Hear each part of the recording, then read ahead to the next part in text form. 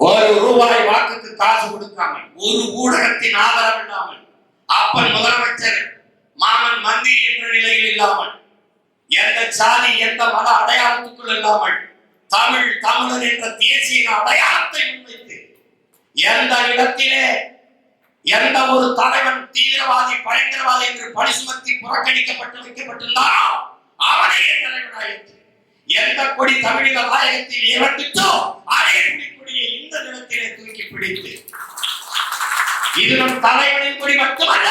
தமிழ் தேசியத்தின் பாரம்பரிய கொடி. நம் பாட்டன் கரிகால் பெருவர சோழனும் அருண்மொழி அவன் மகன் அரசேந்திரனும் பெருமையோடு தூக்கி பிடித்த பாரம்பரிய கொடி வீரக்கொடி என்று தூக்கி பிடித்து நாம் தமிழர் என்ற தேசிய அடையாளத்தை கட்சியின் பெயராக வைத்து பணம் வழக்கடிலே சாதி மத சாராயத்துக்கு இடையிலே 36 லட்சம் வாக்குகளை வாங்கி 3வது பெரிய கட்சியாக தமிழ் தேசிய அரசியல் எழுகிறது என்றால் அது என்னை போன்ற பிள்ளைகளின் உழைப்பு மட்டுமல்ல, இந்த பேரறிஞர்களின் பெரு விதைப்பு என்பதை அறிவார்ந்த தமிழ் சமூக மக்கள் எண்ணிலே பிள்ளைகள்